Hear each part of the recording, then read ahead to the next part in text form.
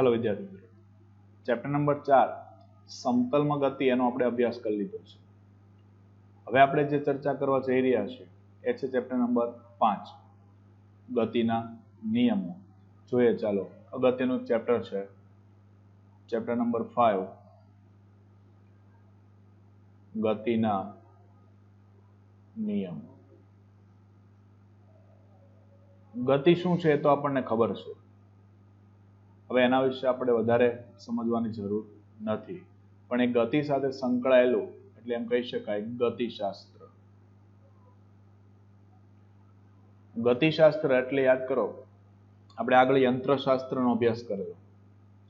આ યંત્રશાસ્ત્રની અંદર બે પ્રકારની ચર્ચા આપણે કરી હતી કે જેમની અંદર એક હતું કાઇનેમેટિક્સ અને બીજું હતું ડાયનેમિક્સ. શુદ્ધ ગતિશાસ્ત્ર અને ગતિશાસ્ત્ર. શુદ્ધ ગતિશાસ્ત્ર જે છે એમની અંદર આપણે એના ગુણધર્મો, ગતિ શાના કારણે થાય છે એની સાથે આપણને કોઈ સંબંધ નથી. જ્યારે ગતિશાસ્ત્રની અંદર શા કારણે ગતિ થાય છે એ આપણે સમજવાનું છે. એટલે અહીંયા ગતિ કયા કારણોથી થઈ છે, બરાબર, એટલે ગતિ સાથે સંકળાયેલા ગુણધર્મો નો પણ અભ્યાસ, ગુણધર્મોનો પણ અભ્યાસ કરવામાં આવે છે. એટલે એ થઈ આપણી ગતિશાસ્ત્રની ચર્ચા. હવે જે વાત છે એ આપણને ખ્યાલ આવે, ચેપ્ટરની અંદર આપણે જે ચર્ચા કરવાના છે, કારણ કે ગતિ થવી છે તો ગતિ થવા માટે એના ઉપર દોસ્તો બળ લાગવું પણ જરૂરી છે. બળ લાગશે તો જ આપણે એમ કહી શકીએ કે ગતિ થાય છે. બરાબર છે? ચાલો, તો બળ એ શા માટે જરૂરી છે?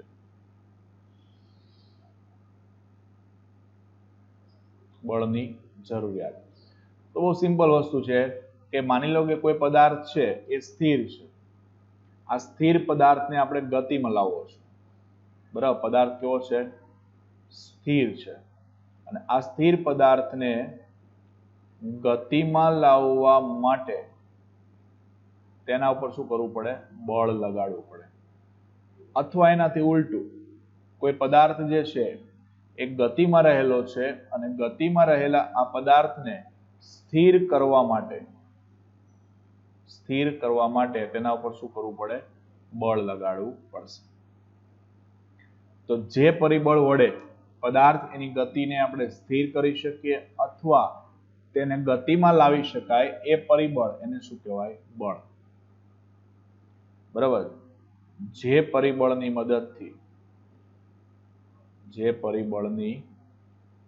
મદદથી સ્થિર પદાર્થને ગતિમાં લાવી શકાય કે ગતિમાન પદાર્થને સ્થિર કરી શકાય,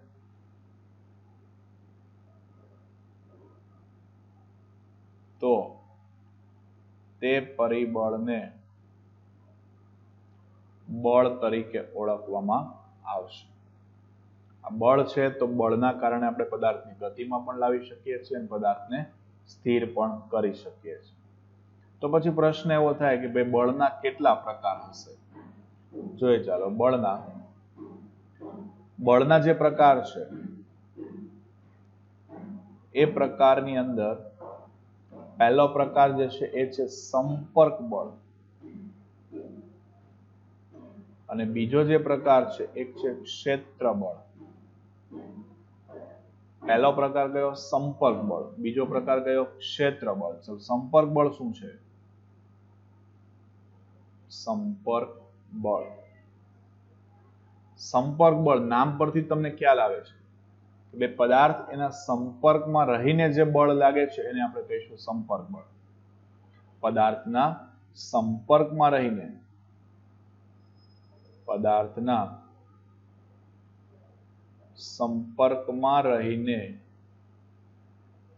લાગતા બળને શું કહેવાય?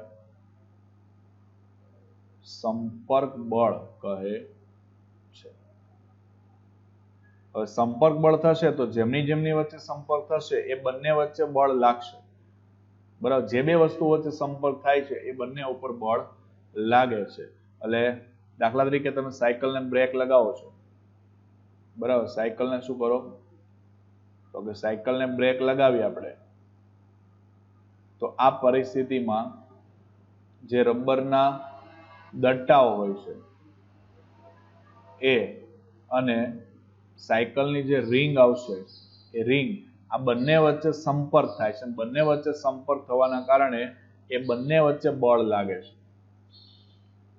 કોના કોના વચ્ચે? રબરના દટ્ટાઓ અને રિંગ, આ બંને વચ્ચે જે સંપર્ક થયો એ સંપર્કના કારણે શું લાગે?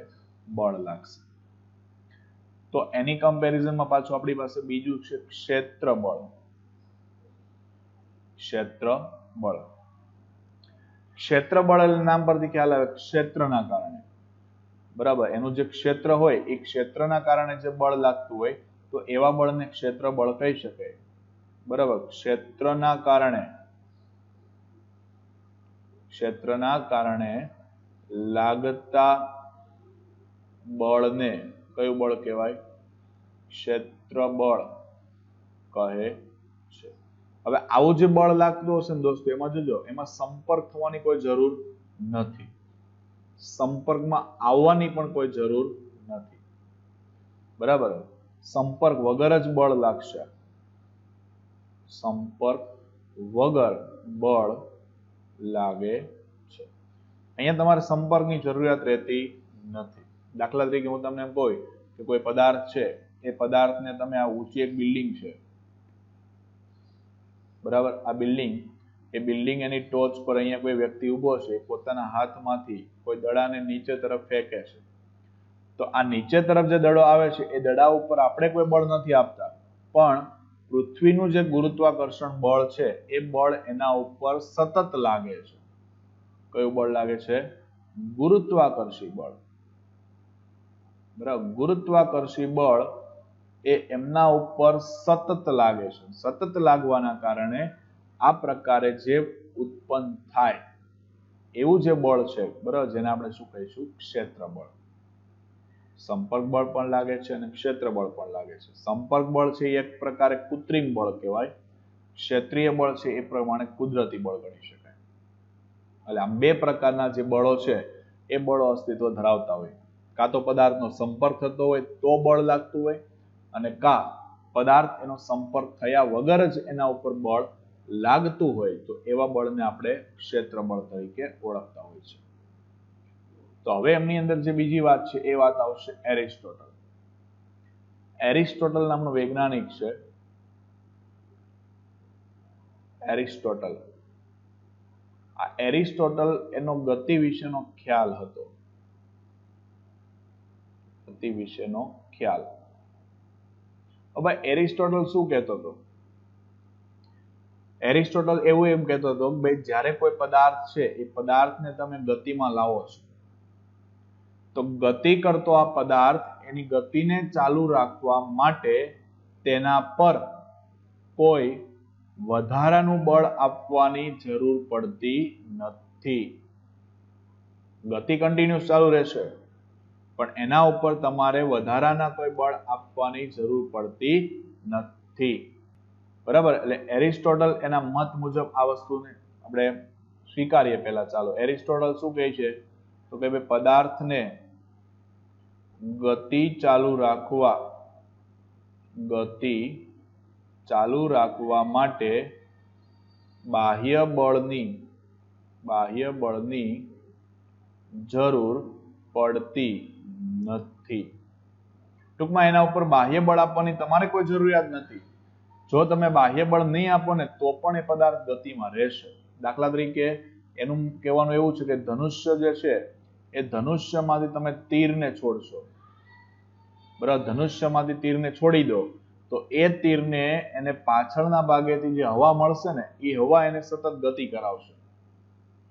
બરાબર, ધારો કે તમે એક ધનુષ્યની રચના વિચારો, ભાઈ ધનુષ્ય છે આ રીતે, બરાબર, ઘરે બનાવેલું સરસ મજાનું એક ધનુષ્ય છે આપણી પાસે, અને એ ધનુષ્ય જે છે એમાંથી સરસ મજાનું તમે એક તીર અહીંથી આમ છોડો છો, તો આ જે તીર છે ને, હવે એ તીર માનો કે અહીંથી બાણમાંથી ધનુષ્યમાંથી છૂટી ગયું છે, હવે જ્યારે એ હવામાં ઉડવા માટે નીકળે છે તો તમારે એના ઉપર બહારથી કોઈ બળ આપવાની હવે જરૂરિયાત નથી. આજે છે એ તો પોતાની રીતે આગળ આગળ આગળ જયા જ કરશે. કેમ? પાછળથી કોણ મળે છે? એને હવા. હવાનું બળ એને લાગુ પડે છે. હવાનું જે આ બળ લાગે છે ને એના કારણે એ સતત ગતિ કરે છે એવું કોણ કહે છે? એરિસ્ટોટલ. પણ એરિસ્ટોટલની આ જે વસ્તુ છે ને જે એને અવલોકન કર્યું ને એ એને કુદરતનો નિયમ બનાવી દીધો. એટલે આ વસ્તુ એના માટે થઈ ગઈ ખોટી. કારણ આપણને ખબર જ છે પદાર્થ જ્યારે કોઈ પણ ગતિ કરતો હશે તો ઘન પદાર્થ ગતિ કરતો હોય તો એ ઘન પદાર્થ એના માટે ઘર્ષણ બળ મહત્વનું છે. પણ મહત્વનું છે ઘર્ષણ બળ, જે પદાર્થની ગતિને અવરોધે છે. જ્યારે પ્રવાહી પદાર્થ હશે તો પ્રવાહી પદાર્થ એના માટે શાંતા બળ, પ્રવાહી પદાર્થ માટે શાંતા બળ જે છે એ જવાબદાર બને છે કે જે પદાર્થની ગતિને અવરોધે છે. શાંતા બળ એ શું કરે છે? પદાર્થની ગતિને અવરોધે છે. તો એરિસ્ટોટલ કઈ રીતે કહી શકે કે પદાર્થને તમારે ગતિમાં રાખવો છે તો એને તમારે કોઈ બળ આપવાની જરૂર રહેતી નથી. એટલે આ વસ્તુ સદંતર કેવી પડે છે? ખોટી પડે છે.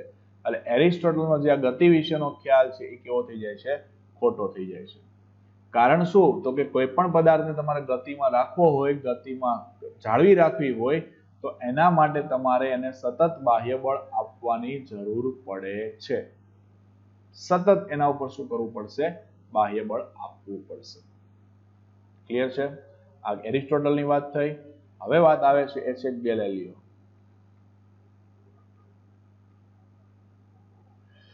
ગેલેલિયો નામનો જે વૈજ્ઞાનિક છે એને પણ પોતાનો ગતિ વિશેનો ખ્યાલ રજૂ કર્યો છે.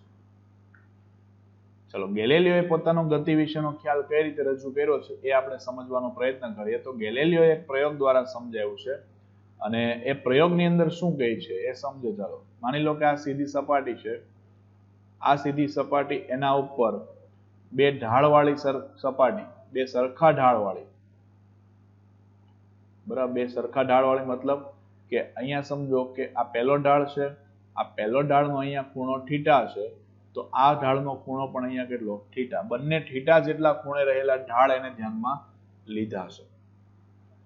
હવે ગેલેલિયો શું કહે છે કે ભાઈ જ્યારે આ ઢાળવાળી સપાટી પરથી તમે કોઈ દડાને અહીંથી ગતિ કરાવવા માટે છોડ દો, ઢાળવાળી સપાટી પરથી તમે દડાને ગતિ કરવા માટે છોડશો તો શરૂઆતમાં એનો વેગ વધશે.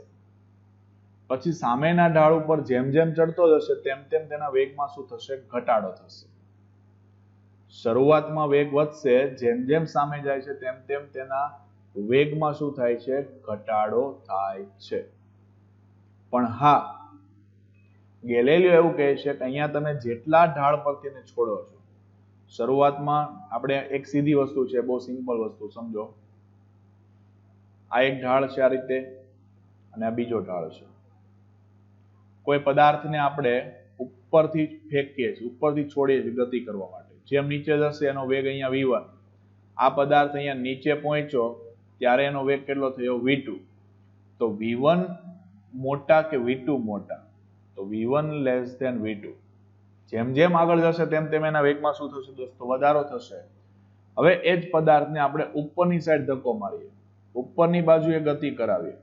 અહીંયા એનો વેગ આ છે v1 અને અહીંયા વેગ છે આ v2. તો આ કન્ડિશનમાં v1 ગ્રેટર ધેન શું થશે? v2 થશે. v1 એ v2 કરતા કેવા છે? મોટા છે. કારણ શરૂઆતમાં એનો વેગ વધારે હશે, અંતે એનો વેગ કેવો હશે? ઓછો હશે.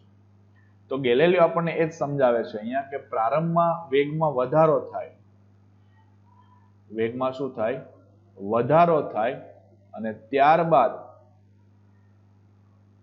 વેગમાં શું થાય? ઘટાડો થાય. બરાબર, પ્રારંભમાં વેગમાં વધારો થાય, ત્યારબાદ વેગમાં શું થાય? ઘટાડો થાય. પણ જેટલી ઊંચાઈ પરથી તમે અહીંયા છોડ્યો છે અને દડાને, આ h જેટલી હાઈટ છે, તો સામેના ઢાળ પર પણ એ h જેટલી હાઈટ પ્રાપ્ત કરવાનો પ્રયત્ન કરશે. એટલે આ પણ હાઈટ કેટલી હશે? h જેટલી. અહીંયા h જેટલી હાઈટ, તો સામે પણ કેટલી હાઈટ? h જેટલી જ હાઈટ પ્રાપ્ત કરશે. ચાલો, ગેલેલિયોએ બીજો એક પ્રયોગ કર્યો છે. બીજા પ્રયોગની અંદર એને એવું કીધું કે બીજો જે ઢાળ છે ને, ધારો કે આ ઢાળ થીટા છે, તો બીજો જે ઢાળ છે ને એને આપણે શું કરીએ, ઘટાડી દઈએ. અને θ1 કહી દઉં, પણ θ1 છે એ θ કરતા કેવો છે, નાનો છે. ચાલો અહીંયા આપણે જોઈએ તો અહીંયા માની લો કે આપણે આ દડાને મૂક્યો, આ દડાને ગતિ કરાવીએ છીએ. હવે સામેનો ઢાળ તો ઓછો છે, તો શું? તો ભાઈ સામેનો ઢાળ ઓછો છે તો એનો મતલબ એવો નહીં કે એ અમુક ઊંચાઈ સુધી જશે, એવું નહીં. જેટલી ઊંચાઈ અહીંયા છે એટલી જ ઊંચાઈ સામે પ્રાપ્ત કરવા માટે એ બીજા ઢાળ ઉપર વધારે અંતર કાપશે. જો અહીંયા આ જે અંતર કપાય છે, આ ડિસ્ટન્સ d1 અને આ ડિસ્ટન્સ છે એ d2.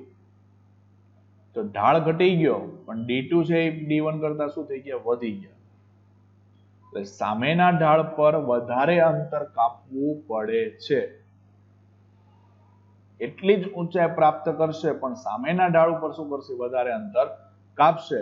અને ત્રીજી પરિસ્થિતિ એને વિચારી કે જો અહીંયા એક જ ઢાળ રાખવામાં આવે, બીજો ઢાળ જે છે ને, બીજો ઢાળ એ તમે સપાટીને સમાંતર કરી દો, આ રીતે ઢાળ શૂન્ય કરી દો, બરાબર. બીજા ઢાળ માટે θ2 બરાબર શું લઈ લીધા, 0 લઈ લીધા. તો આ પદાર્થ જો ઘર્ષણ રહિત સપાટી હશે તો ગેલેલિયો એવું કહે છે પોતાની ગતિ અને સતત એ જાળવી જ રાખશે. પોતાની આ ગતિ એ શૂન્ય થતી નથી, કન્ટિન્યુઅસ જાળવી રાખશે.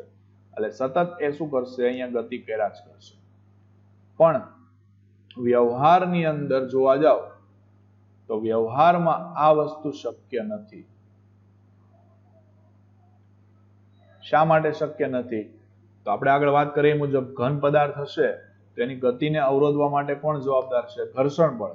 અને પ્રવાહી પદાર્થ હશે તો એની ગતિને અવરોધવા માટે કયું બળ છે, શ્યાનતા બળ. એ બંને બળો એની ગતિને અટકાવવા માટે, અવરોધવા માટે જવાબદાર બને છે. એટલે ગેલેલિયોનો મત એવો છે કે જો ઢાળ પરથી પદાર્થ નીચે આવતો હશે તો વેગ વધશે, ઉપર જશે વેગ ઘટશે.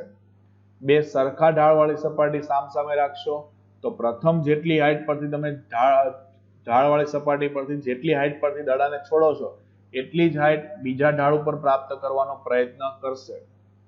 જો તમે બીજા ઢાળની ખૂણો છે, ઢાળ એને ઘટાડશો તો એટલું અંતર પ્રાપ્ત કરવા, એટલી હાઈટ પ્રાપ્ત કરવા માટે વધારે અંતર કાપશે.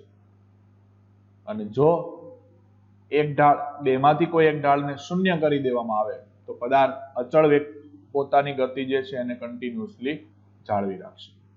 પણ એ વસ્તુ વ્યવહારમાં છે નહીં, કારણ કે કંઈક ને કંઈક ઘર્ષણ બળ તેને નડતું હોય જ છે. અને એટલા માટે આ બધી બાબત પરથી એવું સાબિત થયું કે પદાર્થની ગતિને જો સતત ચાલુ રાખવી હોય તો એના ઉપર સતત બાહ્ય બળ આપવું પડે છે. એટલે એરિસ્ટોટલ છે કેવો છે, ખોટો છે. ગેલેલિયો એને એરિસ્ટોટલને ખોટો સાબિત કરી દીધો છે. ક્લિયર?